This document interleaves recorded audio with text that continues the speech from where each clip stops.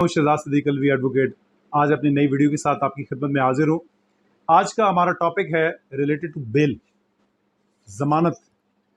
यानी ज़मानत की कितनी किस्में हैं, किस कंडीशन में आपकी ज़मानत हो सकती है, किस कंडीशन में ज़मानत खारिज हो सकती है, और इसमें लीगल एस्पेक्ट्स क्या हैं। यानी एक आम आदमी को जो कि लॉयर नहीं है या जो लॉ से ज़्यादा वेल अवेयर्ड नहीं है, उसको मैं समझाने के लिए ये मैं आपकी आज की मैं वीडियो प्रिपेयर कर रहा हूँ।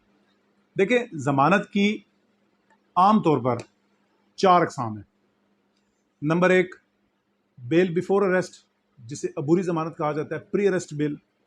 नंबर 2, बेल आफ्टर अरेस्ट, यानी ज़मानत बाद गिरफ्तारी। नंबर 3 आ जाती है ट्रांजैक्टरी बेल, यानी जिसको राहदारी ज़मानत भी कहते हैं। और नंबर 4 आ जाती है अम्ब्रेला बेल। अम्ब्रेला बेल एक पुरानी टर्म है जो अब अबॉलिश हो चुकी है, जो अब हमारे लॉ में नहीं है, लेकिन उसका मैं जिक्र एंड पे करूँगा। मैं सबसे पहले आपको बताऊं कि प्री अरेस्ट बेल क्या होती है और किन कंडीशन में ये कराई जाती है। अगर किसी आदमी के खिलाफ एफआईआर हो गई है और उसे पता चल गया है कि मेरे खिलाफ एफआईआर है और पुलिस मुझे किसी भी वक्त पर अरेस्ट कर सकती है, तो उसके पास लॉ में जो रेमेडी अवेलेबल है जिसमें वो अपनी ज़ात को प्रोटेक्ट कर सकता है, अपनी हिफाजत कर सकता है, यानी जेल में जाने से अपने आप को बचा सकता है, that is pre arrest bell, या जिसको बीबीए कहते हैं, बेल बिफोर अरेस्ट, या हमारी आम लैंग्वेज में जो देहाती लोग हैं उसको कच्ची ज़मानत कहते हैं। ये होती है सेक्शन 498 ऑफ सीआरपीसी, यानी 498 ज़ब्ता फौजदारी की दफ़ा के तहत हम अबूरी ज़मानत कराते हैं। अदालत में पेश होकर हम श्योरिटी देते हैं कि मैं बेगुनाह हूँ और मैं अपनी बेगुनाही साबित करूँगा, और आप कोर्ट में श्योरिटी देते हैं कि मैं अदालती प्रोसीडिंग से भागूंगा नहीं, ये मेरा ज़ामन है और ये मेरी ज़मानत है। अबूरी ज़मानत कराने के लिए जो प्री अरेस्ट बेल है उसके बेसिक 3 इंग्रेडिएंट्स हैं, 3 चीज़ें हैं जिनसे आपने साबित करना है कि आप बेगुनाह हैं, जो 498 के लॉ में, जो उसके स्टैट्यूट में मेंशन है।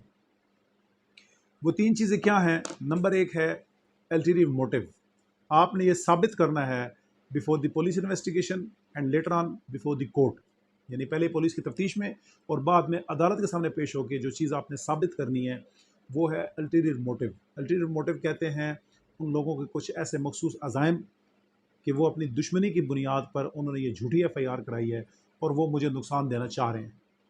नंबर 2 चीज़ आ जाती है malleus on the part of the prosecution, यानी प्रोसिक्यूशन ने, यानी मुद्दई और पुलिस ने मिल के मेरे खिलाफ ये जो एफआईआर का इंदराज कराया है ये टोटली बदनीति की पर मबनी है, यानी ये उनकी मेलाफर्डी है, ये उनकी मेलस है, जिसको हम उर्दू में बदनीति कहते हैं, कि बदनीति की बिना पे मुझे तंग कर रहे हैं। और तीसरी चीज़ आ जाती है हरासमेंट, यानी अगर मुझे अरेस्ट किया गया, मुझे पकड़ा गया, या ये जितना प्रोसीडिंग्स चल रही है मेरे खिलाफ एफआईआर के बाद, इससे मुझे और मेरे ख़ानदान को हरास किया जा रहा है, हमें खौफज़दा किया जा रहा है। ये 3 चीज़ें मुल्ज़म ने साबित करनी है। अगर ये साबित हो जाती हैं तो इनके साबित होने के बाद आपकी ज़मानत के कंफर्मेशन के, ज़मानत के, यानी कच्ची ज़मानत की पक्के हो जाने के चांसेस बन जाते हैं। अदालत इसके ऊपर आपकी ज़मानत कंफर्म कर सकती है।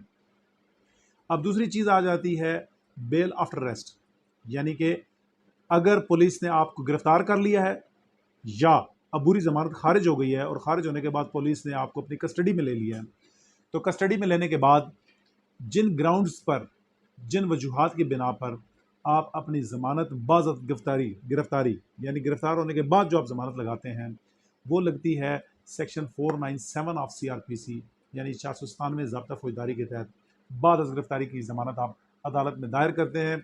अदालत में ये साबित करते हैं कि मेरा रिमांड हो चुका है, मेरी इन्वेस्टिगेशन कंप्लीट हो चुकी है और अब जेल में रखने का कोई यूज़फुल पर्पज़ नहीं है, यानी स्टेट को कोई फ़ायदा नहीं है कि अगर इसको जेल में रखा जाए, और मैं बाहर आके अपनी बेगुनाही को ड्यूरिंग ट्रायल साबित करूँगा, क्योंकि अभी मैं मुल्ज़म हूँ, मेरे पे सिर्फ इल्ज़ाम है, मैं मुजरिम नहीं हूँ। क्योंकि मुजरिम वो होता है जिसके अगेंस्ट जुर्म साबित हो जाता है। जब तक जुर्म साबित नहीं होता उसको हम मुल्ज़म कहते हैं, एक्यूज़ कहते हैं, यानी इसके ऊपर सिर्फ इल्ज़ाम है।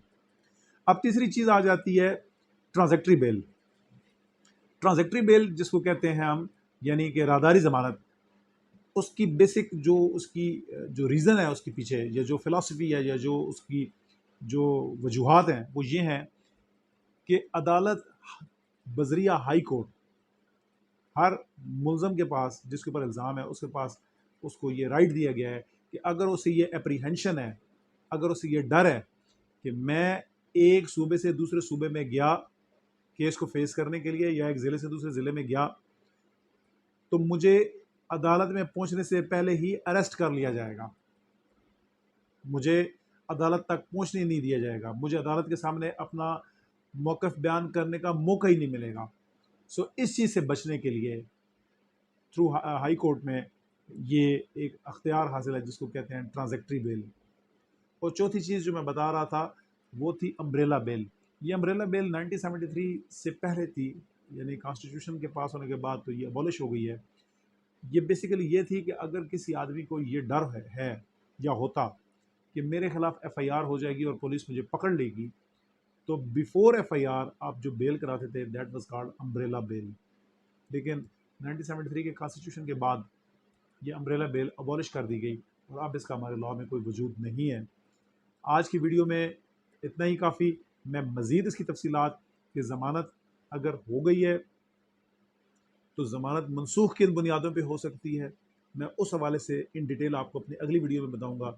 मेरे चैनल को लाइक करें, सब्सक्राइब करें और बेल आइकन को क्लिक करें। इंशाल्लाह मेरी वीडियोस कंटिन्यूसली आप तक पहुंचती रहेंगी और जो लॉ से रिलेटेड इन्फॉर्मेशन है वो मैं आपके साथ शेयर करता रहूँगा। आपका बहुत शुक्रिया।